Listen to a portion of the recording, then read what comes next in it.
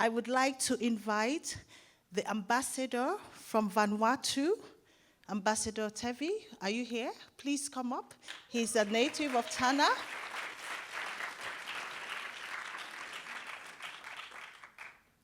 And Ambassador Van Lierop, could you also come up, please? Ambassador Van Lierop has a very interesting story, because when the people of Vanuatu gained independence, they approached him to represent them at the UN. And so he knows them very well. And of course, Ambassador Tevi is from Vanuatu. Am I right? Yeah. And Arnie Holland, the distributor, who can tell us why he was inspired to bring this film to us. And Bentley Dean, the co-director.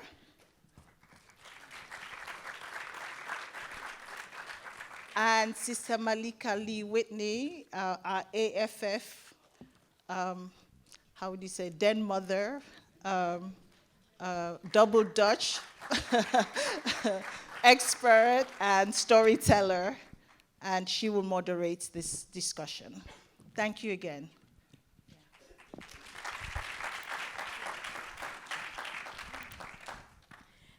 Good evening, everyone. Of course, Sister Mahend echoed the words that I noted to myself to attempt to begin with, because it's such an emotionally spirited film.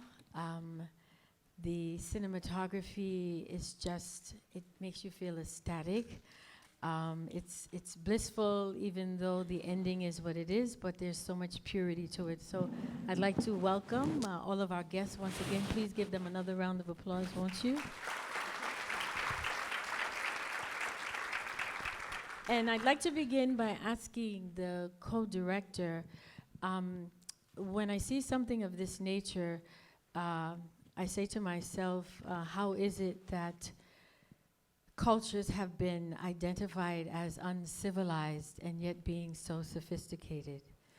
That's what came to mind.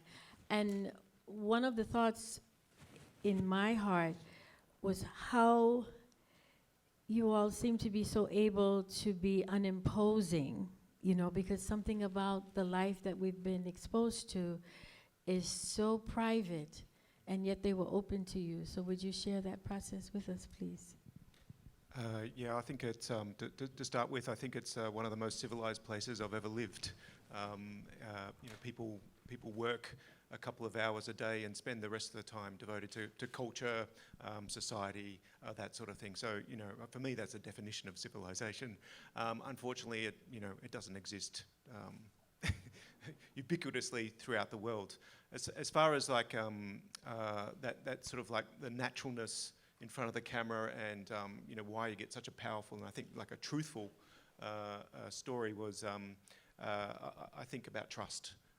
We actually, you know, lived there. Like I lived there with my family, two young children, and my wife, and my co-director Martin Butler would fly in and out for the big scenes. And we didn't go in there with any sort of agenda other than to make a film together. We didn't know what the story was, nothing, you know. In fact, we'd never made a film before. They'd never seen a feature film before, so it was sort of like that, you know, hey guys, you know, what do you reckon? They I actually did show them a film, Rolf de Heer's 10 Canoes, which is similarly made with Indigenous people in northern Australia, and made with the community and worked up the script that way. So you can picture a scene where you've got, you know, people, you know, all traditionally dressed like that in a smoky hut gathered around my laptop, you know, watching this film, and you know, you could see that they were absolutely transfixed by it. And you know, we got to the end of the screening, and they said, you know, well, what do you think? And they said, can we start tomorrow? And so we couldn't. We had to go back home and, you know, get our stuff together. But they built us a hut. In fact, we got the chief's hut, and arrived in January of 2014. And we just spoke for about 2 or 3 months, and that was it. It was just like this incredible sharing experience where we would talk about absolutely everything, ranging from like the foundation myths, like how you become a man, how you become a woman, how you conduct an affair, some really revealing, powerful stories that went both ways, and out of that came the story. I'd like to ask Ambassador Tevi,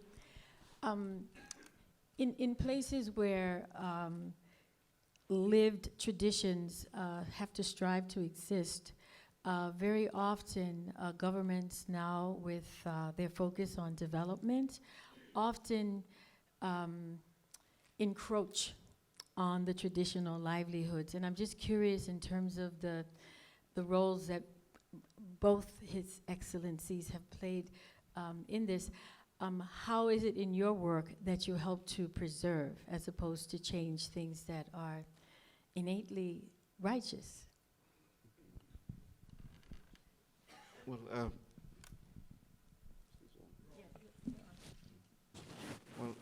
thank you for that the question. It's always a challenge. What do you mean by development? I think that is always a challenge for us as well, coming from such a culture. They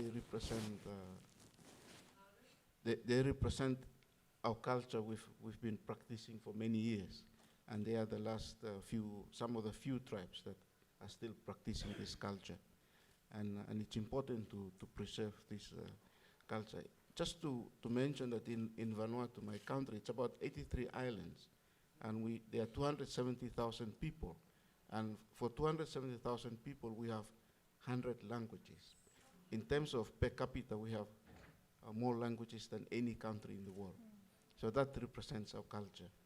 And this tribe, they have their own culture, they have their own language. And in Vanuatu, we try and develop our country. And in Tanna, especially where they come from, where the volcano is a major attraction of tourism. And we almost have daily flights going there, but they still maintain their culture or their custom, the way they live. And this is amazing, and it's a lesson that we should protect it. Because Vanuatu is also a party to the United Nations indigenous the committee. I forgot the actual name because of this film is emotional, so I forgot but we are part of it, and we also promote our cultures, and we are proud of it. But like you say, globalization, development, is always a challenge, and that is anywhere in the world. It's always a challenge. But it's also important that we learn from these people, because they have some cultures, even medicines, that even the modern world doesn't even know. So we need to preserve. And like you can see the story coming from this film. It tells us a lot about our forefathers, how they live. And today we see them from a development lens or another civilization lens and say they're uncivilized. But actually they're wiser. Absolutely. And to you, His Excellency, my question is pretty much the same, but I would move forward to ask you, like, seeing this film, I'm sure it stirs connections to the kind of support that's needed to bring attention to cultures and the work that's required to preserve it. And I'm asking you, similarly, what efforts have you made as a former representative for the UN to make sure that these stories, truths I should say, remain alive and in the mind, so that the gifts that the people have to offer us by their very existence is maintained? Yes, sir. I think you're on. Okay, thank you. Well, I can begin by telling you that the biggest honor I ever had in my life was to work with people from Vanuatu and represent Vanuatu for a few years at the United Nations. That was easily the greatest honor in my life. And I learned so much one of the things that I learned is that the experts on economic development often miss the total picture. They can't see the forest because of the trees, very, very often. And there are things about Vanuatu that are far more developed than things are in the United States, far more developed. There's a sense of integrity. I can just tell you 2 examples. Vanuatu was the only country in the region to support independence and political freedom for East Timor. And it was threatened a few times that unless it ceased its support for the liberation of East Timor, that foreign aid would be cut off. A representative of a very big neighbor of Vanuatu once made that threat. And the government just shrugged and said, that's their problem, not ours. We're still going to support East Timor.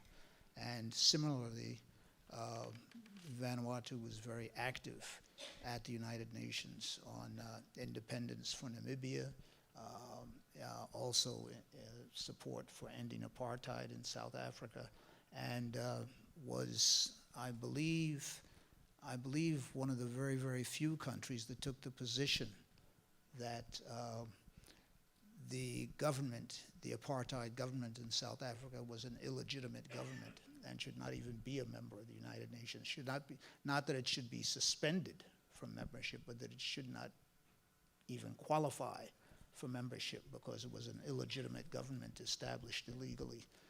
And a very, very small country, took those positions, and I think a lot of it was rooted in the culture, the indigenous culture of Vanuatu. And when Namibia became independent, Father Lini, who was then the prime minister, was there for the ceremony, and Nelson Mandela greeted him and said hello, and Father Lini was surprised and said, how do you know me? And he said, oh yeah, you're the little country in the Pacific that took those positions, and we know all about you. And Vanuatu was very much a part of, and a lot of it was based on the traditional custom of Vanuatu, the feelings of strong solidarity with Africa and with African Americans, I must say. Thank you. Thank you so much.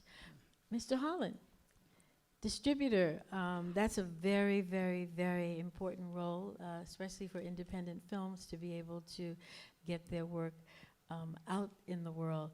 And how did you come to connect with this piece and the future of it going forward? Thank you.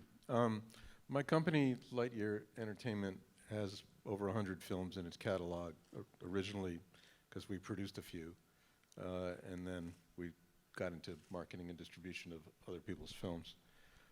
I was approached by the sales agent for this film, Visit Films, and I was coming to the Toronto International Film Festival, and he told me he had a private screening of a film that I should see, which had won the Best Cinematography Award and the Audience Award at the Venice Film Festival. And I thought, well, I should go see that. And I sat in an audience with just a handful of people because Visit didn't have a chance to really publicize it. It wasn't part of the official screening schedule. And I sat there after watching the film thinking, this is one of the best films I've ever seen. This is a perfect film.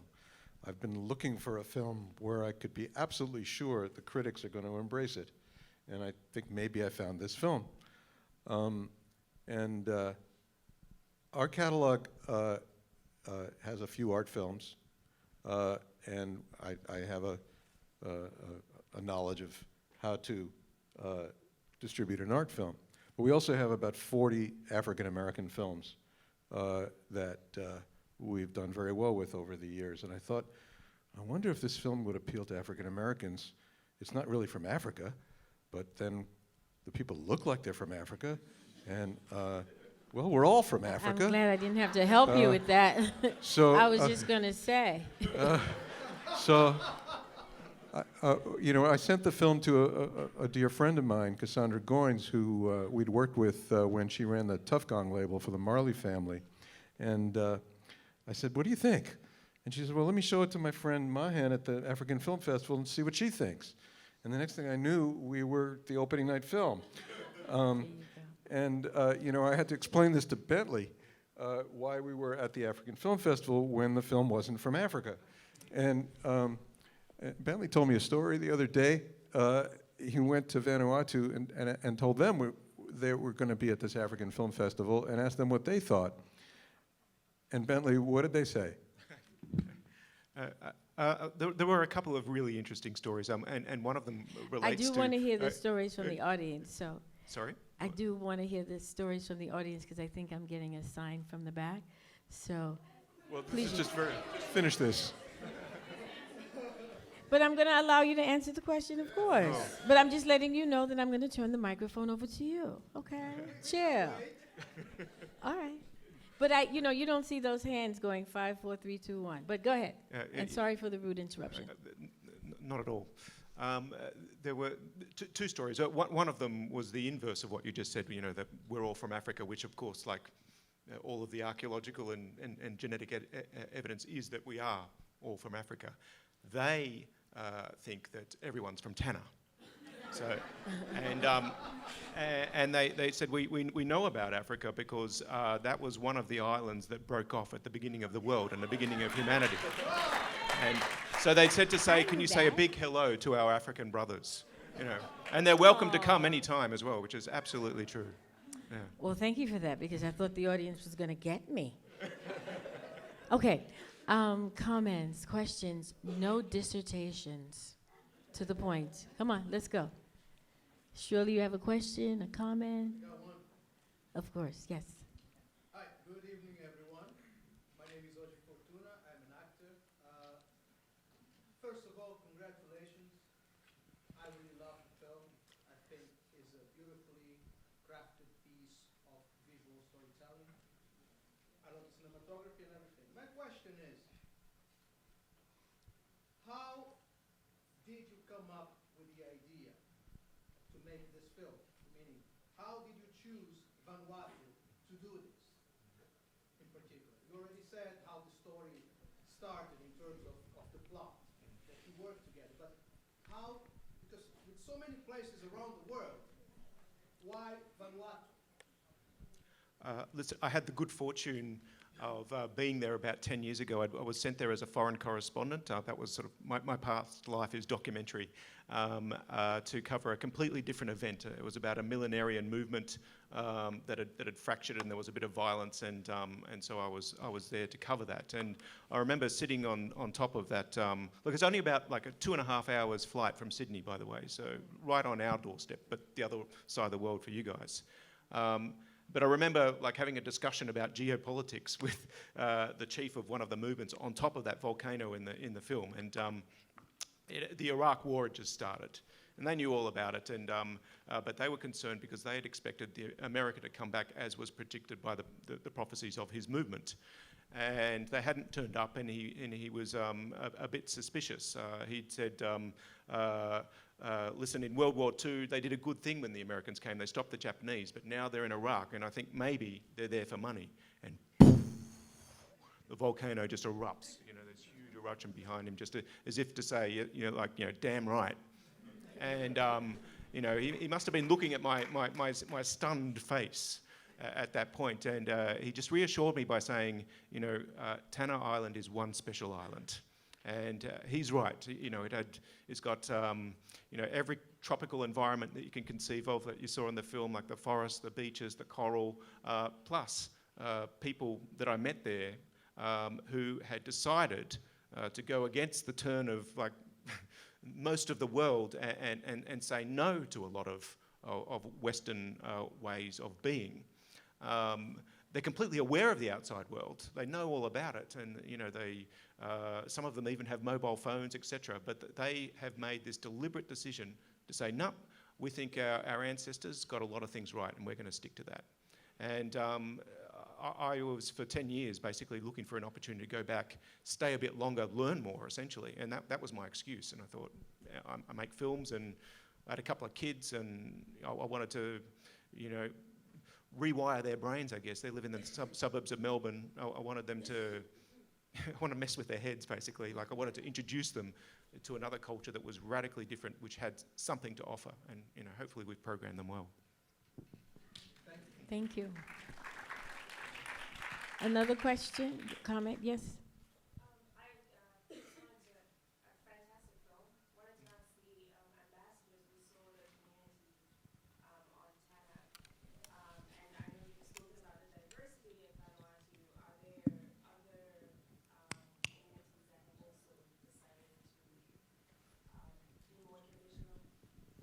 Could everybody hear the question in the back? One more time, maybe you could stand up. We have wireless mics now, so we can, if you hold the question, I'll be there in just a second. But I think the question was about whether or not... just quickly recap, I just wanted to know if there were other communities on Tanna that are also have decided to sort of maintain traditional ways of living. Because you've spoken about the diversity of Vanuatu. Oh, it's off? No, it's okay. You've spoken about the diversity in Vanuatu, the many languages, and so I just wanted to know if people maintained, more traditional cultures in addition to the people of Tanna. Well, thank you for that question. In Vanuatu, we have some cultures, like in my island. We have 83 islands, and in my island, we have some people who live like that. And they are the ones who originally formed this, what today we call bungee jumping. So this is the tribe from my island, and they reject the Western world. But again, their culture is threatened by tourism, and this is a challenge. And there are some cultures, and in our constitution, we recognize our culture. So that's part of our constitution. We also recognize Christianity and the freedoms, like in the American Constitution. There is a conflict there. There is a conflict there. But we have those cultures, and still people live like 100 years ago. And some of these tribes, some of them, few of them are well educated. I know in my island there's this tribe, and I think one of the children is a university graduate. And whenever he goes back to the village, he would dress like them again. You said well-educated. I think there's a new definition for their life preparation, that doesn't require formal training. They have natural training. But did you also want His Excellency to comment on your question as well? You're good? All right. I got the mic, so I was going to go ahead. Is that all right? Yes. Oh, and you have Yes. the mic. I'm just asking this question for my friend from Africa, Côte d'Ivoire. He speaks many languages, but we speak French. For him, I'm asking the question. He said, you did mention tourism. He said, did you imagine that this film, when you were making it, could cause some difficulties for them, now being more visual? And with regards to distribution, were you ever frightened?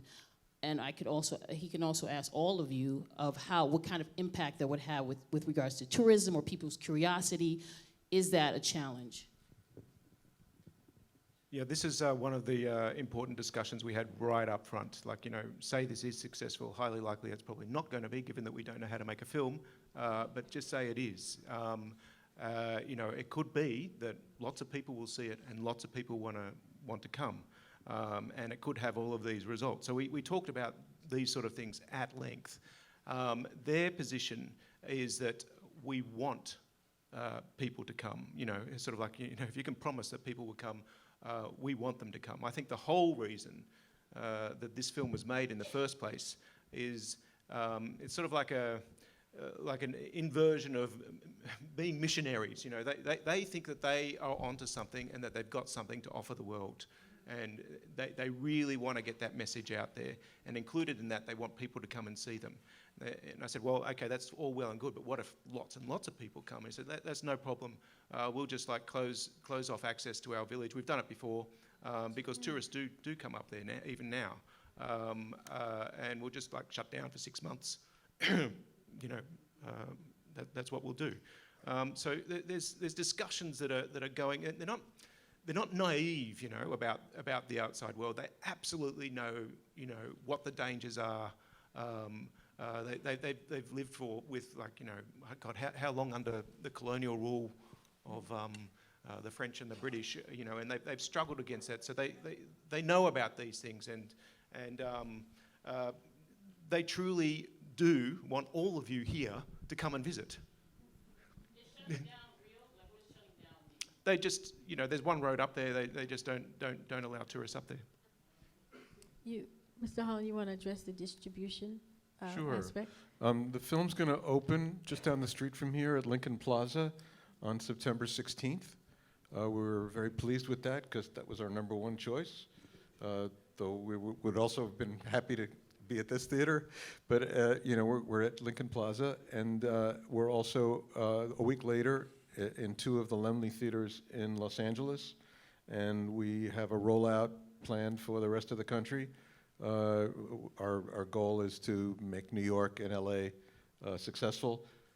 We've already had, just like we had film festivals contacting us wanting the film, we have theaters contacting us already wanting the film. Yes, Brother Kojo. Congratulations on a superior film and a civilized film that we need out here for sure. My question is a little slightly different, but it's pertaining to global warming and the tragedy, threat to the annihilation of all those Pacific Islands and here also in the United States and globally. How do you feel this film can bring attention to that threat that's imminent for this wonderful country? Because I remember when my brother was representing them back when I worked with our dear friend and my teacher, Ilambe Braff.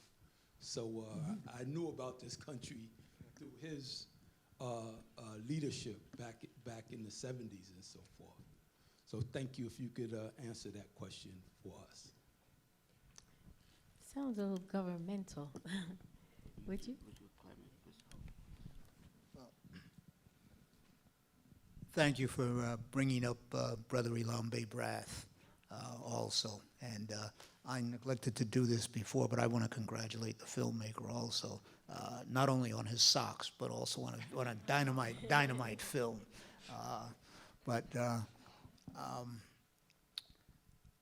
Vanuatu was the first chair of the Alliance of Small Island States, which brought together the small island countries of the Pacific, the Caribbean, the Mediterranean at one time until they joined the OECD, and the Indian Ocean in an alliance to try to bring attention and take a common negotiating position on climate change and global warming and sea level rise are included in that. And the great thing about Vanuatu, and this is why I love that country so much, is that Vanuatu itself was not immediately threatened because most of Vanuatu, those are volcanic islands, very mountainous. But countries like Kiribati and Tuvalu and the Marshall Islands, Micronesia, neighboring countries were threatened, but still Vanuatu expended a great deal of effort and time in leading that alliance of small island states in the negotiating positions. And yes, it is a problem. Vanuatu will be affected and is affected because lots of economic activity is on the coast. on the beach, but the country is not in danger of disappearing as the other low-lying countries are. But that is a very, very big problem for all of the island countries. And Vanuatu, like other countries, could have its water supply affected and could have its food supply also affected. And this is a very, very big issue. I'm glad you brought that up. It's really, really, but you know, let's put something in perspective. Vanuatu used to be known as the New Hebrides, and during the Second World War, it was the largest U.S. supply base in the Pacific Theater. And you know that the U.S. Army was segregated then, and black troops were primarily supply and cooks and labor and things of that sort. And as a main supply base, people in Vanuatu got to know black American soldiers and saw black American officers and black American drivers, people just driving vehicles in those days. That was a very, very big thing. And at the end of the Second World War, the U.S. Army just took bulldozed hospitals and trucks and everything over the cliffs into the ocean rather than leave them for the people of Vanuatu. And my uncle, who served there during the Second World War, gave me a copy of a manual that the U.S. Army had issued at that time. And it described the people of Vanuatu as savages, without quotation marks. And it was just matter-of-factly. It was a manual instructing U.S. Army soldiers what they should do when they encounter a savage, what savages eat, how savages live, how savages this and that, and so forth and so on. And I did have it for a long time. It was published in 1943, and it gives you an idea of what people in Vanuatu had to overcome, and why, by the way, the attitude of some members of the U.S. Congress about climate change and global warming has not advanced very far beyond the attitudes that they had in 1943. Wow.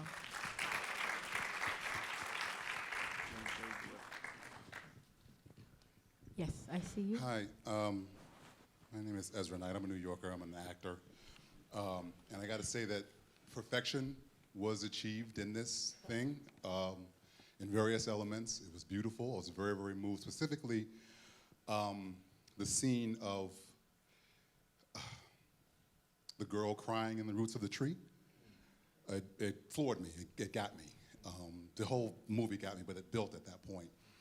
So my question is sort of an artistic one, as oftentimes as an actor with all of my training and background, I'm shamed at moments like that in a certain productive sense of shame, not humiliation, but more of surprise and awe of someone who doesn't seem to be tutored or trained in that way, but clearly there's a truth bed happening there that sprung this beautiful vision.